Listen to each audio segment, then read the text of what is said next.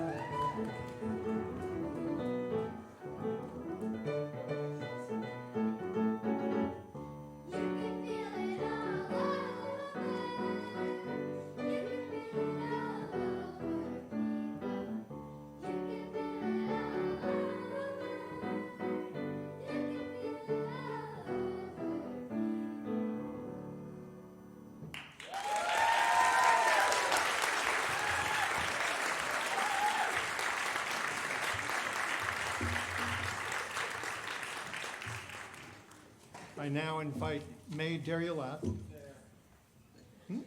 Yeah, I know. I'm still inviting her to light our chalice. And it's very convenient that you're already here.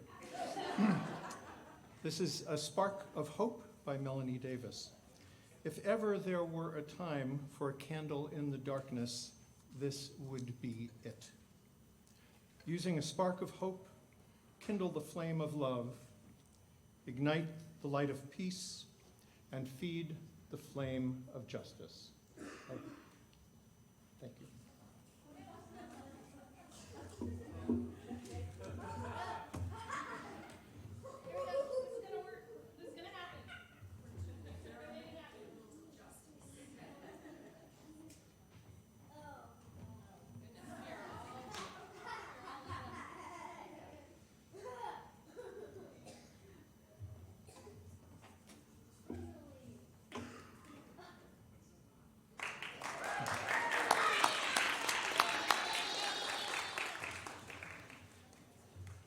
Thank you for that demonstration of persistence through adversity. And now, please rise in body or in spirit to sing hymn number 100, I've Got Peace Like a River.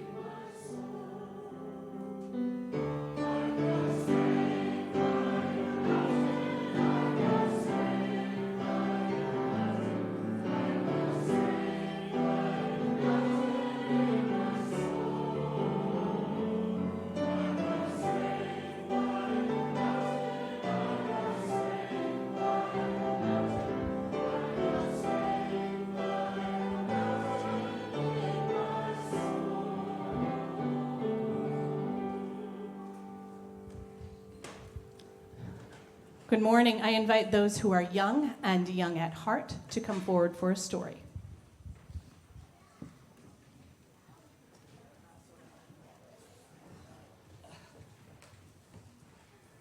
Good morning, everybody.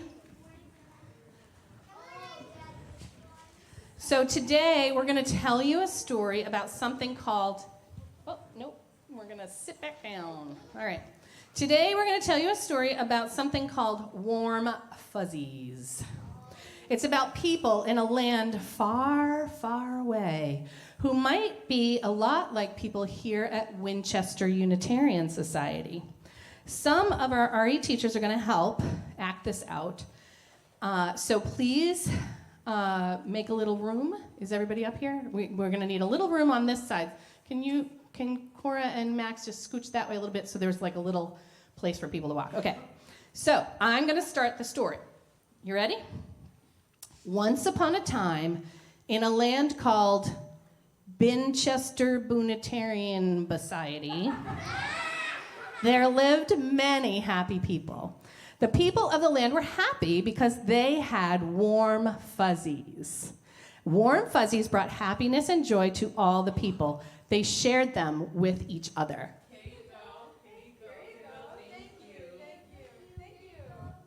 One day, an angry lady from Boston came to Binchester Boonitarian. If you love these warm fuzzies make you feel good, then why do you give them away for free? You should keep them to yourselves. Oh, and where's the nearest Dunkin' Donuts?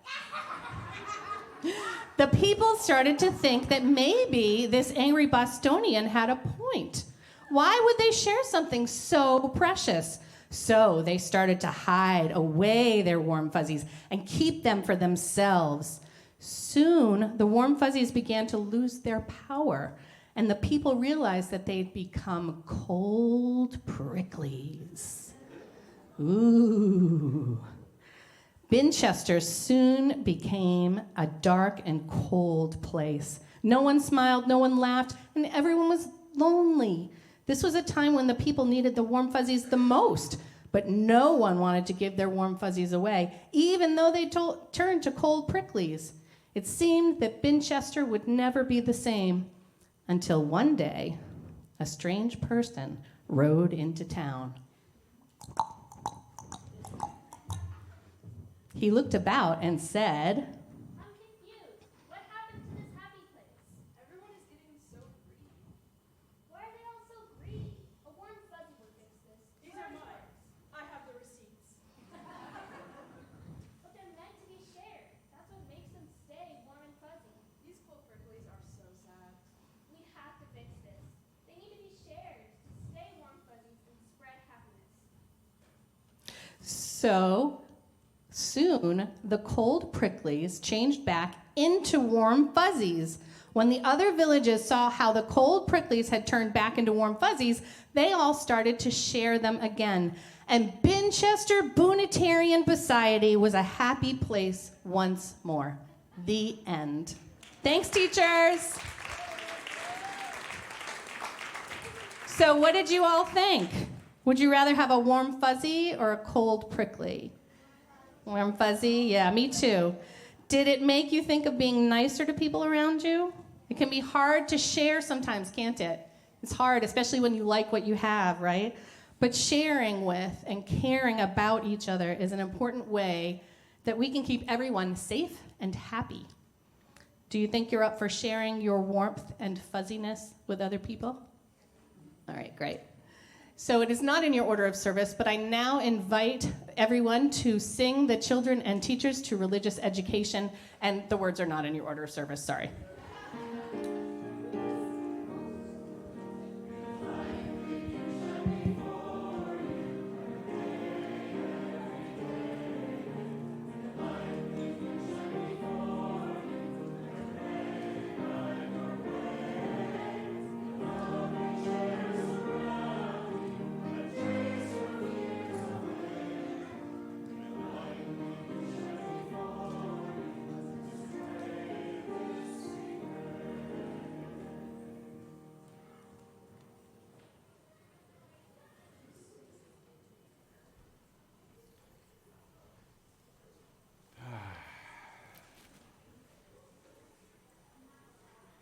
If you noticed me running around up here, nothing says welcome back after a month away like one of your kids running and hiding in the stairwell at the beginning of the service.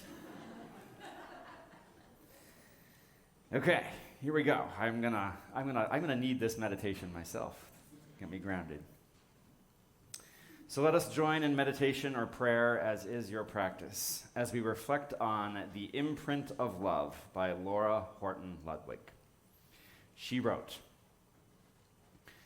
"Spirit of life and love, light within and without, mystery from which we have all emerged, within which we live and die.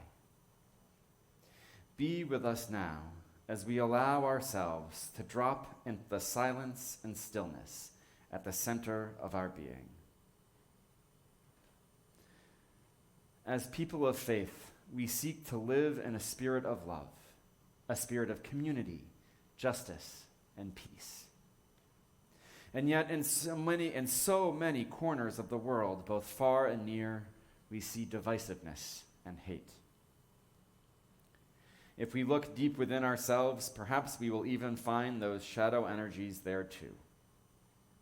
We struggle to respond to the outer world and our inner dramas in ways that manifest love. At times we may fear that love will not be strong enough. At times we may question whether love is really at the root of all things in this world with so much struggle and suffering and discord. We may struggle to hold on to our faith and love, knowing that if all things come from the one source we proclaim, that source must somehow hold hate as well as love, violence as well as peace, evil as well as good. This is the mystery within which we live and die. These are the questions that haunt our days and nights. And yet, we are not without hope. Our struggles and our questions testify to our longing for peace, for love. Our very longings are born out of that mystery we dare to address as spirit of life and love. In the stillness and silence of our own heart, we read the imprint of love created not by our own will, but planted there for us to discover. By what or whom we cannot know, and yet it is there. A clue, a talisman, a beacon, a light within. May it keep hope alive even as we dwell in mystery. May it guide us all as we seek to act wisely and well. May it help us to be vessels of compassion for one another and for our world.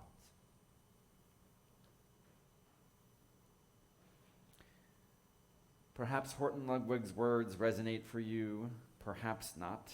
Specifically, thinking about the imprint part, right? Perhaps that section provides comfort, perhaps it provoked a feeling of resistance if you disagree that anything exists that could imprint love on your soul, let alone imprint love on you against your will. And our new shared values tell us that love is at the center. I invite all of us this morning to consider the idea, wherever it comes from, that love is indeed at the center of our beings. Even and especially at those times where we feel disconnected from it or don't feel it. I do believe that it is there. And so if you find yourself disagreeing, I invite you and all of us to hold the idea, the possibility, that love is at our center, and try it on and see how it feels. Imprinted or not, let us all hold the idea of love at our center as we enter this time of shared reflection and meditation together. In a moment, we will light candles in recognition of the joys and sorrows resting in our hearts. If you'd like a candle brought to you, please raise your hand and Peter will bring a candle to your pew. After we light our candles, we will share a time of silence together, and then we will sing our centering hymn, number 86, Blessed Spirit of My Life. Let us now kindle the light.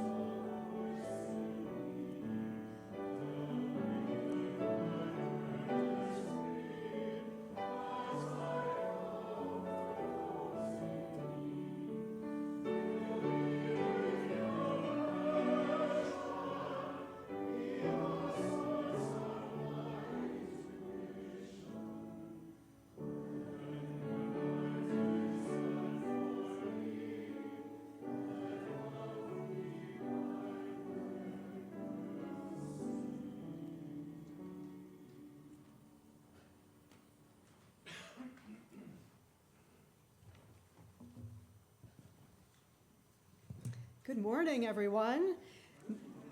My name is Liz Lentz, and I'm speaking today on behalf of our pledge team, which includes John Healy and Brad Steele, our wonderful treasurer, and myself. So today we are kicking off our annual pledge drive in support of this wonderful congregation. For those of you who are new, each year around this time, we invite all members and friends to make a financial pledge to support our work in the coming fiscal year, which begins on September 1. Before I dive into the details of how you can participate, I'd like to share a little bit about what inspires me to give to Winchester Unitarian Society. One big part of this is just our amazing and inspiring legacy. And a story that I always feel inspired by is how we began. So 10 years before we were formally organized in 1865, our ancestors in faith chose a different path for their children. While many mainstream churches of the day relied on a rigid doctrinal instruction with literal interpretations of scripture, memorized creeds, and fire and brimstone theology, our Unitarian Universalist forebears nurtured children's innate curiosity. They wanted an experiential spirituality for their children built on love rather than fear, and affirmation rather than condemnation. So, acting out of love for their children, they formed a Unitarian Sunday school that eventually led to the founding of this congregation. And today, we continue to live these values in really powerful ways. I wanted to just share with you a couple of stories about how we really stand as a bulwark against a culture too often marked by ignorance, fear, and injustice. So we put our love into action to counteract these things in many ways, both large and small. One thing that we did recently was during the first Trump administration, when anti-immigrant rhetoric and policies sharply divided our nation, our society became a level 2 sanctuary congregation. This means that we pledged to offer practical and spiritual support to the First Parish of Bedford, where they were caring for an undocumented immigrant, Maria, who was living with them. We came to this decision after months of discernment and educational programs and the premiere of a very moving work by our own John Kramer called The Immigrant Experience, which explored themes that were very important to those who care for all and want an inclusive world. In the months that followed, our choir joined with other choirs in the area and raised more than $15,000 for immigrant and refugee services in the area. And our members of this congregation devoted hundreds and hundreds of hours to care for and protect Maria. And today we have another example of the ways we put our love into action with our intergenerational soup jar project, which is very exciting, and looking forward to that. Every act of connection, every act of service that enriches our community and makes our world a better place is made possible by the generosity of friends and members like you and me. And this is why I give. So how can you get involved? In the coming days, you will receive a mailing with a pledge card and details about our finances. You can also find a virtual pledge card on the giving page of our website. We ask each household to complete a pledge card and tell us how you plan to contribute next year. And this is just a promise to contribute between September 1 of this year and August 31st next year in an amount that is manageable for you and that is meaningful for you. Over the next few weeks, we'll update you on the progress through announcements at worship and in highlights. And you also will see an image of our beautiful love figure from the stained glass windows here on the north side of the sanctuary in the Sims room. And as we pledge, it is going to transform from black and white to color through the progression of the campaign. So be on the lookout for that. So our goal this year is $450,000, which is a modest 3% increase over last year's total commitments. The growth will help us meet rising costs, move toward greater financial sustainability, and continue the work that makes our congregation such a powerful force on the side of love and justice. In an upcoming service, we'll hear from Brad, who will share more details about our finances and vision for the future. So now is the time to pledge boldly and generously, and together we can ensure that our congregation remains a place where we put our love into action. Thank you.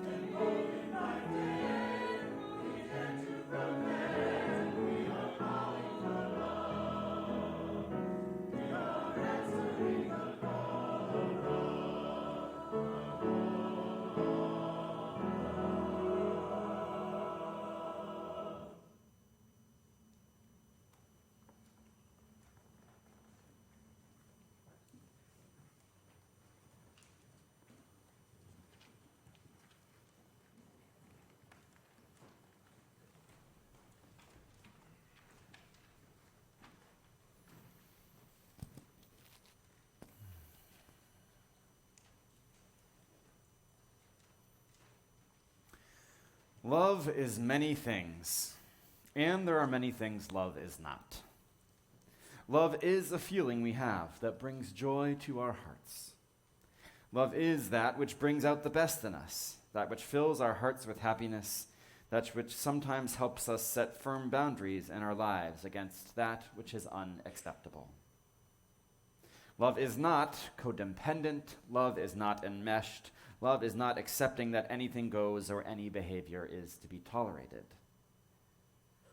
Love does not discriminate on the basis of race, age, gender identity, sexual orientation, or any other human technique of categorization. Love does demand justice and a striving for equality. Love is unconditional and inclusive. Love is not just a feeling. Love is our actions, the things we do to show each other that we care for and value one another. We're going to examine love today through 3 stories. The first one is love in action. That's love without the space between the in and action, right? Inaction, one word. Love in action. The story is about 2 women married for 7 years. The first of these women is a go-getter. She's a lawyer. She works hard, and she's very conscientious in some ways. Every morning when she wakes up, she says, "I love you," to her wife, without fail. Before she leaves for work, she says again, "I love you." When she gets home from work, when she sees her wife for the first time after work, she says, "I love you." And then before bed, one more time, "I love you." That's 4 I love yous for those who are counting. Every day. Very sweet, thoughtful. The second woman, her wife, is an artist. She also works hard, but her day-to-day lifestyle is a little different. She works from home in her studio in the converted garage, and she's just a little bit more relaxed about things. She says, "I love you," of course, many times, but she doesn't do it on such a schedule. And this wife, the artist, it's not that she didn't appreciate the schedule, right? She did love hearing those words every day, 4 times a day or more. It made her feel special.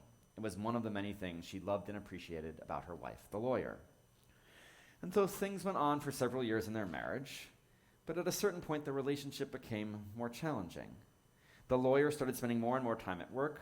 She never missed those 4 I love yous, but she also wasn't home very much. And when she was home, she was exhausted and didn't have much energy. The artist started to feel a little lonely and disconnected. Like any good partner in a relationship, she tried to address the issue. And her spouse heard her, or at least so she said, "Oh, sweetie, I do love you. I tell you all the time and I hear you. I know I've been spending too much time at work. I'll do better, I promise." And she did, for a week or so anyway. But then bit by bit, over the course of the next month, she slipped back into staying late and coming home exhausted and didn't even seem to notice. The artist, patiently 3 months later, brought her concern up again. "I never see you. We've talked about this before, and I got better for a little while, but you slipped right back into working all the time again. I miss you. I miss us. I'm lonely." And again, the lawyer responded with the right words. I know. You're totally right. I'll do better. I love you so much. I tell you all the time. No matter how busy or how exhausted I am, I always make sure to tell you at least 4 times a day. You know that, right? You know how much I love you." And again, the lawyer does do better for about 2 weeks and then starts slipping again. Sadly, this pattern repeats several times over the next couple of years until the artist begins to think she might need to ask for a divorce. She finally tells the lawyer, the love of her life, that she's considering leaving, and the lawyer doesn't get it. "I don't understand. I know things have been busy for the past couple of years at work, but I tell you all the time that I love you. You know I love you. I don't understand why you think you need to leave." The artist understands, though. She does indeed know that the lawyer loves her, and she also knows that that's not enough. The struggle for our artist friend was that the words and feelings alone didn't get there. They were important, maybe even necessary, but they also needed to be backed up with actions. The lawyer loved her life with her words, and she certainly felt the feelings of love, but she did not treat her wife with the actions of love. She did not complete the loving action of spending quality time that her wife so desperately needed. And for any relationship to flourish, romantic or otherwise, love needs to be more than just words and feelings. It needs to be lived out and acted upon. So our second story brings back the space. Love, space, in space, action. It's a story from my life, from a time when I was a lay leader at the First Unitarian Church of Philadelphia. I was co-teaching a 5th and 6th grade OWL class at the time with a woman named Elaine that I hadn't met before we began teaching this class together. And so the day we were supposed to teach the 5th class together after the Sunday service was not a good day for me. I woke up really struggling emotionally that morning. I honestly don't remember what it was at this point in time, what was going on, but I was down in the dumps. I was a pretty regular church attendee, and I did not make it in that morning. And in fact, I didn't even make it on time to the class, right? I think the class started about an hour after the service ended, and I wasn't there.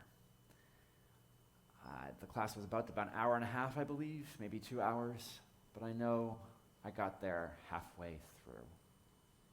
And when I got there, Elaine was teaching, busy teaching. She just acknowledged my presence. And I'd like to say I showed up with, all gung-ho and participated, but I was basically just present. I sat in a chair and watched Elaine lead the class. Once the class was over, the kids all thanked us and left, and I was ready for Elaine to be mad at me, because that's what I would have done where I was then if the situation had been reversed.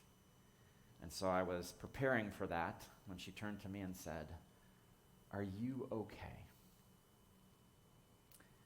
And man, I was just so wonderful and lovely to have that compassion offered to me, because I wasn't, right? Whatever was going on with me, I wasn't okay, and I was really struggling. And so we sat and talked for 10, 15 minutes about what was going on for me. And I apologized for basically missing the class. I mean, missing half the class, but then missing the second half too. And we did our planning for the next session and moved on. I'd like to think now that I'd be able to be just like Elaine. That would be my instinctive response. So maybe it says something about who I was as a person, that I was anticipating getting mad at me. But it was just such a lovely thing that it's clearly stuck with me. Because Elaine was the embodiment of love in action that morning. She offered me grace, care, and compassion, even when I had most assuredly left her scrambling to lead a class solo that we had prepared to co-facilitate together. Was she feeling love in her heart for me when she was so gentle and kind in response? I don't know. Maybe she was. It's also possible that she was quite irritated with me internally, but she chose to respond with care and compassion anyway. I'll never know, but also for me it doesn't actually matter, because whether she was feeling it or not, Elaine lived love into being that morning. She was love in action.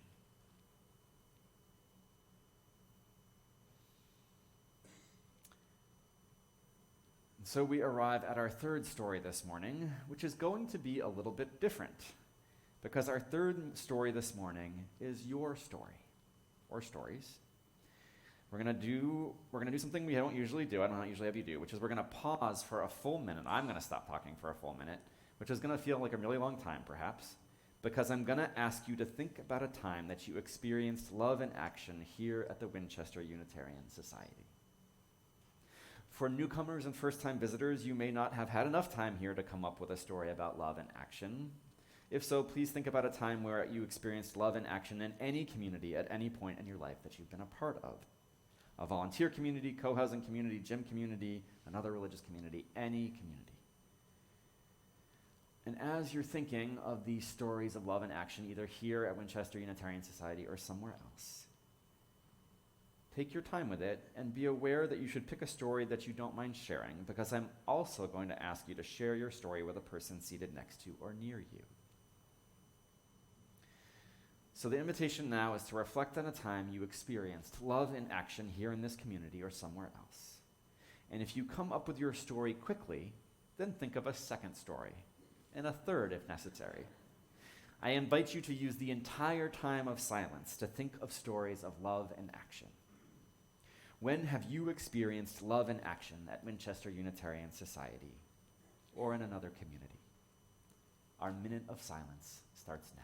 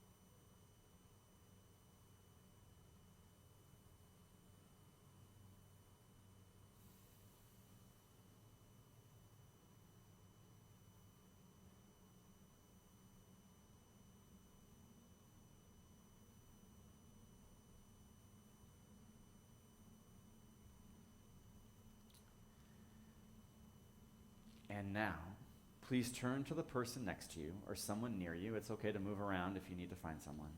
And forming a triad is okay if that's what's necessary. But please, I'm going to give you 2 minutes to take turns sharing about your experience. So about a minute each. I'll shout it out when it's a minute. And so you have 1 minute each to share one of your stories of love and action. Go.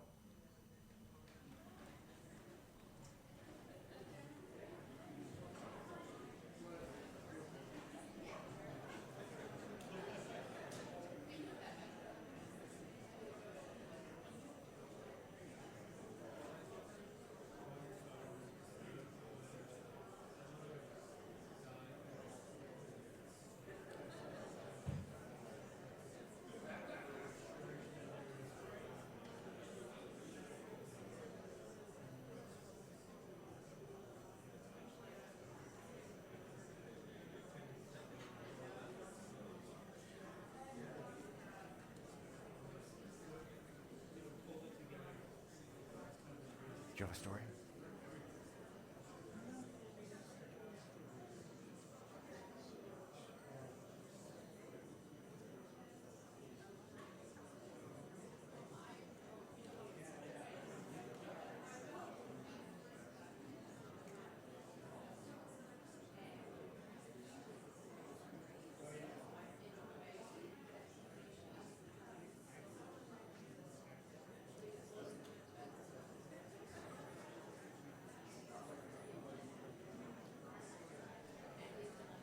We're about halfway through our time, so if you've got a second person to share who hasn't started, now is the time.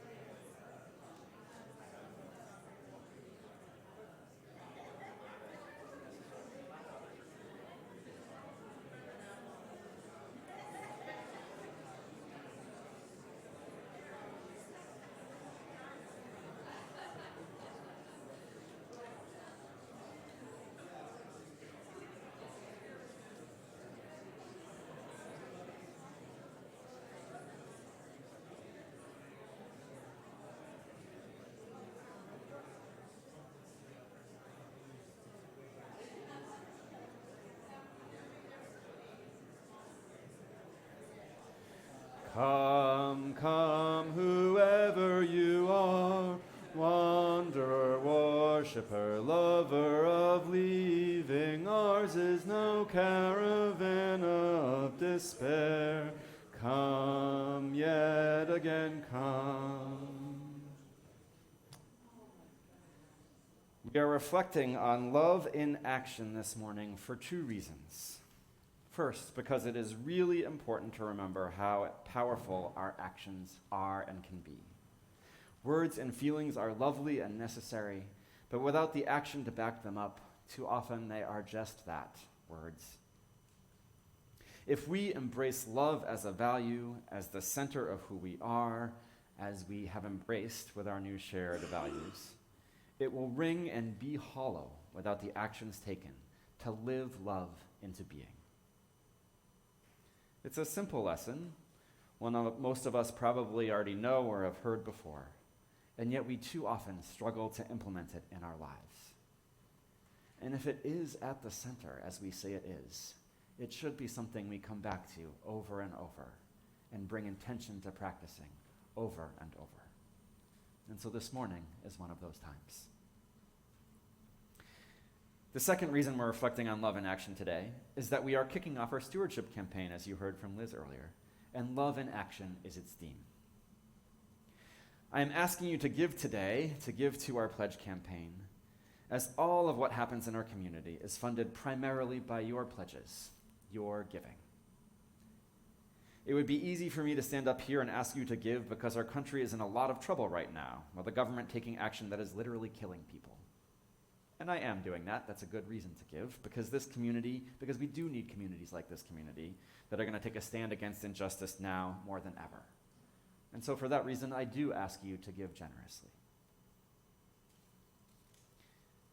More so today, though, I'm asking you to give generously because this is a place where we do put love in action. I was born and raised Unitarian Universalist. I have experienced love in action and UU communities throughout my life.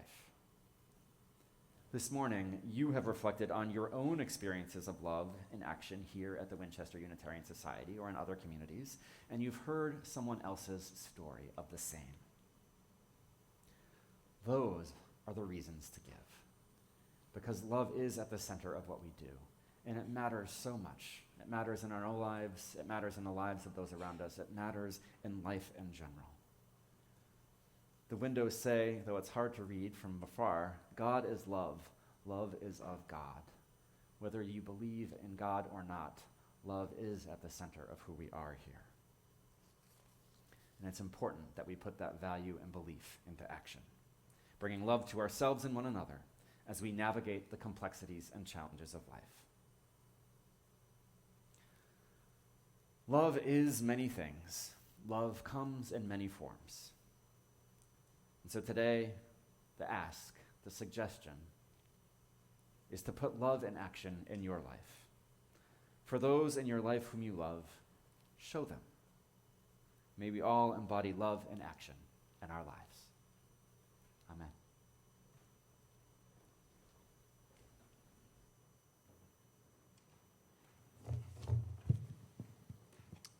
We now come to the offertory, when we have an opportunity to put our Unitarian Universalist values into action by providing financial support for this church and also for other organizations whose aims are aligned with our own. With our tradition of Share the Plate, 1/2 of all collected funds that are not specifically designated as being for your pledge or for some other specific purpose are donated to other organizations that are doing good in the world, that are living love in action. Today, we share our gifts with La Colaborativa, an organization which has supported Latinx, Latina immigrants in Greater Boston for over 35 years. They partner with the community to provide resources to vulnerable community members, including newly arrived immigrants, undocumented families, non-English speakers, as well as low-income tenants and workers. They're committed to serving, protecting, celebrating, and uplifting Latinx people, ensuring a brighter future for all. Your generously given offering will now be gratefully received.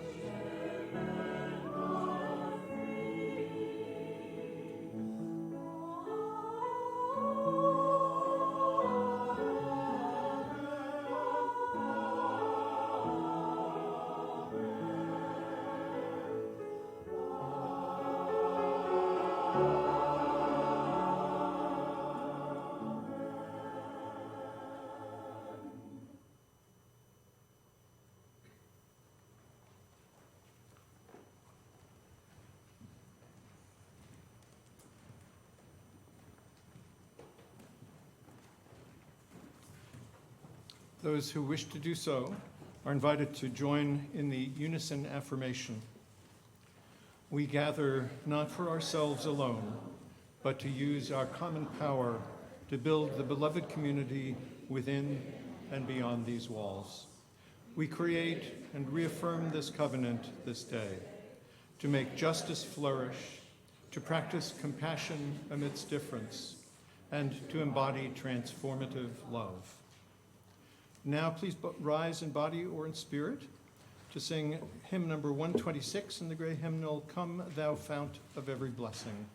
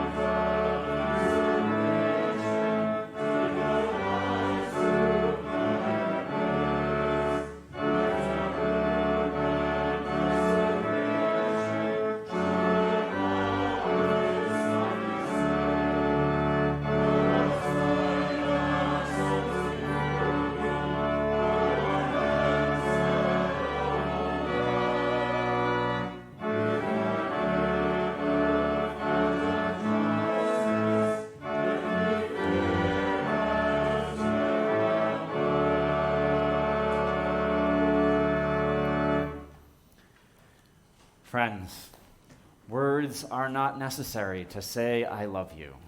So let us go forth and say I love you, but with both words and actions, as we live our lives and help heal this hurting world.